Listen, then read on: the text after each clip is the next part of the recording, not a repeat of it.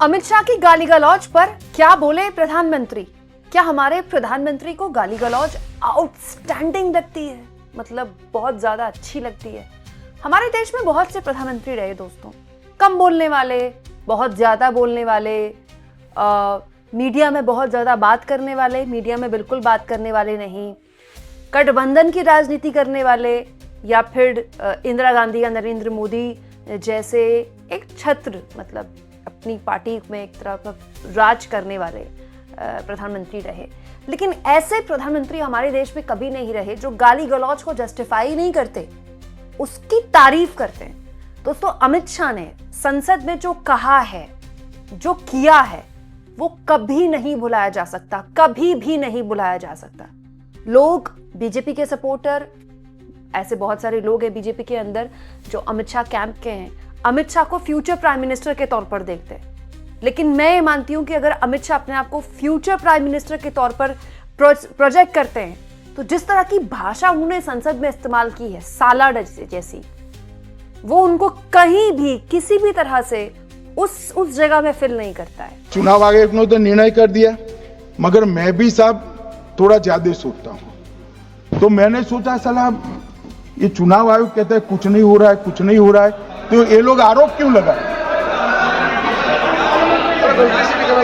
लेकिन दोस्तों, अमित शाह ने तो जो किया, उनकी इस भाषा पर प्रधानमंत्री मोदी जिस तरह से ठप्पा लगाकर उसकी तारीफ कर रहे हैं और कह रहे हैं कि लोगों को उस भाषण को सुनना चाहिए, ये उससे भी ज्यादा गंभीर है और सवाल उठाता है कि क्या प्रधानमंत्री अमित शाह की गाली गलौज वाली, वो भी संसद के अंदर, जो आज तक इस देश की कभी भी किसी भी गृह मंत्री ने नहीं किया है, उसको एक तरह से ऑथेंटिकेट कर रहे हैं, उसको जस्टिफाई कर रहे हैं। तो प्रधानमंत्री ने अमित शाह की इस गाली गलौज वाले भाषण की तारीफ करते हुए कहा है, गृह मंत्री श्री अमित शाह जी का भाषण उत्कृष्ट था। उन्होंने ठोस तथ्यों के साथ हमारी चुनावी प्रक्रिया के विभिन्न पहलुओं, हमारे लोकतंत्र की शक्ति को उजागर किया और विपक्ष के झूठ का पर्दाफाश किया। बस क्या प्रधानमंत्री की नजर में सत्ता पक्ष, विपक्ष, इसके अलावा पीएम को कुछ नहीं दिखता? विपक्ष को एक्सपोज कर दिया, विपक्ष को नंगा कर दिया, विपक्ष के परखच्चे उड़ा दिए, इंदिरा गांधी, नेहरू, राजीव गांधी, सोनिया गांधी। दोस्तों, इसके अलावा क्या पीएम के लिए कुछ भी इंपॉर्टेंट नहीं है? प्रधानमंत्री अगर ये ट्वीट ना करते तो भी चल सकता था ना, लेकिन प्रधानमंत्री ने अमित शाह के उस भाषण को रिट्वीट करके उसको एक तरह से जस्टिफाई किया कि वाह, परखच्चे उड़ा दिए, विपक्ष के बहुत अच्छा किया। और जो साला शब्द का इस्तेमाल किया, उसके लिए पीएम क्या बोलेंगे? क्या उसके लिए पीएम ने अलग से बिठाकर अमित शाह की तारीफ की थी क्या? ये सबसे दुखद है दोस्तों। हमारे देश की संसद में मर्यादाएं पहले भी लांघी गई हैं, कैश लहराए गए हैं, मार्शल्स बुलाए गए हैं, हाथापाई तक की गई है, लेकिन ऐसा कभी नहीं हुआ कि देश के गृह मंत्री ऐसे अपशब्दों का इस्तेमाल कर रहे हैं। और ऐसा भी कभी नहीं हुआ कि भारत के प्रधानमंत्री उसको जस्टिफाई कर रहे हैं, न केवल जस्टिफाई कर रहे हैं बल्कि उसकी तारीफ कर रहे हैं, वाह, उसको रिट्वीट कर रहे हैं ताकि लोग सुने। और इसकी प्रधानमंत्री नरेंद्र मोदी के ही इसी कमेंट में, नीचे कमेंट बॉक्स में जाके आलोचना की है लोगों ने कि मोदी जी आप ये क्या कर रहे हैं। जैसे किसाले नाम के एक शख्स ने बहुत ही अच्छी बात लिखी है, मुझे लगता है कि यही बताता है कि हमारे देश में सामान्य मानवीय की जो बौद्धिक स्तर है वो कितना ऊंचा है। वो कहते हैं, सत्ता सबसे ज्यादा कन्विंसिंग तब लगती है जब वो अपनी तारीफ खुद करती है। लोकसभा में नरेंद्र मोदी द्वारा अमित शाह की प्रशंसा करना उनकी राजनीतिक दांवपेच का सबसे तीखा उदाहरण है। तथ्यों को समर्थन के रूप में प्रस्तुत किया जाता है और विपक्ष को तोड़ मरोड़ कर पेश किया जाता है। इसी तरह वास्तविक समय में कथाएं गढ़ी जाती हैं। लेकिन लोकतंत्र केवल तालियों से मजबूत नहीं होता, ये तब मजबूत होता है जब उतनी ही ऊर्जा असहज प्रश्नों के उतने ही स्पष्टता से जवाब देने में लगाई जाती है। भाषण जनता में जोश भरते हैं, जवाबदेही जनता का विश्वास जीतती है और इतिहास आमतौर पर तालियों से अधिक उत्तरों को याद रखता है। कितनी अच्छी बात बोली है दोस्तों, आप बहुत शानदार भाषण दे सकते हैं, वाह, बहुत ताली बजा दी। वही मैं कहती हूँ, बीजेपी वालों को अमित शाह का साला वाला भाषण भी बहुत अच्छा लगा होगा, बजाइए ताली। लेकिन याद क्या रखा जाएगा? अमित शाह का शानदार भाषण तो हमारे देश में हर नेता दे देता है, पीपी पढ़ के भी दे देता है, टेलीप्रॉम्प्टर बिना पढ़ के भी दे देता है। भाषण तो नेता के अलावा भी बहुत सारे लोग दे देते हैं, रंगमंच के लोग भी दे सकते हैं। लेकिन आपको याद किस लिए किया जाएगा? भाषण के लिए आप क्या चाहते हैं? भाषण के लिए याद रखा जाए, या फिर आपकी ताकत? एक्चुअली में सत्ता की ताकत की हनक तब होती है जब वो असहज सवालों को फेस करे, वो सवाल जो उसको अनकंफर्टेबल कर सकते हैं, जिसके लिए शायद उसका मन ना करे जवाब देने के लिए, लेकिन वो क्योंकि बाध्य है तो वो जवाब देगा। तब आपका कद बढ़ता है, तब आप बड़े नेता होते हैं। और ये करने में सत्ता चूक रही है, ये सरकार लगातार चूक रही है, तब जबकि ये बड़ी सो कॉल्ड बड़ी मजबूत सरकार है। पिछले 11 सालों से ये एक मजबूत सरकार है। अब तो कह रहे गठबंधन की राजनीति कर रहे हैं, पूर्व में तो ये पूर्ण बहुमत की राजनीति कर रहे थे, तब भी ये अनकंफर्टेबल सवालों से बचते रहे। तो ऐसी सरकार जो आंकड़ों में मजबूत है, जिसकी सीटें इतनी ज्यादा आती हैं, फिर भी वो अनकंफर्टेबल सवाल फेस नहीं कर पाती, तो फिर आप तारीफ किस बात की कर रहे हैं? जैसे दोस्तों तोन्मय नाम के शख्स ने लिखा, शानदार बल्कि बेहद शर्मनाक। अमित शाह के तथ्य तो बस भाजपा का एक हथकंडा है, जिसका मकसद चुनावी बॉन्ड रद्द करने और ईवीएम की कमियों को दूर करने जैसे वास्तविक सुधारों से बचना है। मोदी जी, आपका मजबूत लोकतंत्र भाई भतीजावाद और दमन के कारण बिखर रहा है। विपक्ष ने आपके झूठ का पर्दाफाश कर दिया और अब सच का सामना करने का समय आ गया है। गो पैडी नाम के एक यूजर ने लिखा है, ये तो बस एक आपसी प्रशंसा क्लब है। अमित शाह ने संसद में सचमुच साला शब्द का इस्तेमाल किया, जैसे कोई गली मोहल्ले की लड़ाई हो, बहस नहीं।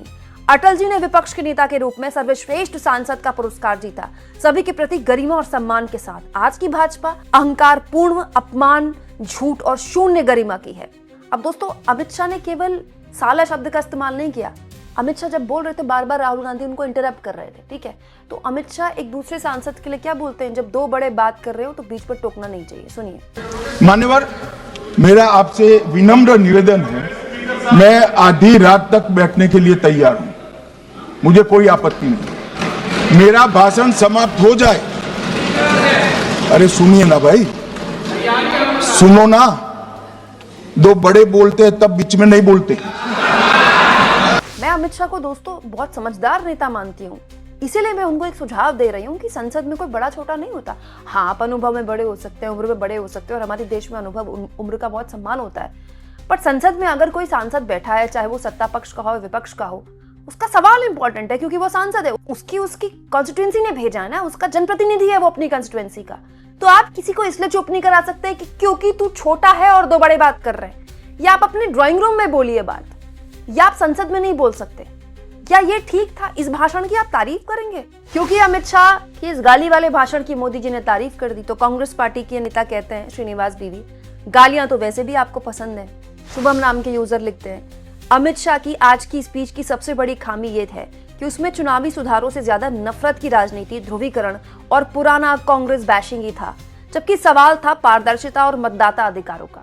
तो कांग्रेस पार्टी एक नंबर की बेकार पार्टी है। बीजेपी यही कहती है ना, कांग्रेस पार्टी चुनाव हारती जा रही है। अमित शाह तो संसद में ये तक कह चुके हैं, पिछले सत्र में उन्होंने कहा था कि ऐसे ही आप हारते रहेंगे, अगले 25 साल तक आप हारते रहेंगे और हम सत्ता में बने रहेंगे। ठीक है भाई, कांग्रेस पार्टी अगर इस लायक है तो जनता उसको 25 साल विपक्ष में ही बिठाएगी। लेकिन आप तो बहुत बड़ी पार्टी है ना, आप तो बहुत मजबूत पार्टी है ना, ऐसी पार्टी जो साल के 365 दिन चुनावी मोड में रहती है, फिर भी आपके भाषण में 90% हिस्सा कांग्रेस कांग्रेस कांग्रेस क्यों होता है? क्यों? प्रधानमंत्री के साथ भी यही दिक्कत है, अमित शाह के साथ भी ये दिक्कत है। अमित शाह अपने भाषण में मोदी जी की तारीफ कर रहे हैं, मोदी जी अमित शाह की तारीफ कर रहे हैं, बढ़िया काम चल रहा है। पूरा टाइम विपक्ष को कोसना, पूरा वक्त विपक्ष को कोसना, ये उस सरकार को शोभा देता है जो साल 2 साल से सरकार में, 11.5 साल हो गए आपको। अब अच्छा लगता है क्या ये सब? कब तक दोस्तों? कोई एक गाय एक हद तक ही तो दूध देगी, कब तक आप उसको दोते रहेंगे? एक मोदी जी हैं जो नेहरू नेहरू करते रहते हैं, उनके भाषण में भी नेहरू नेहरू था।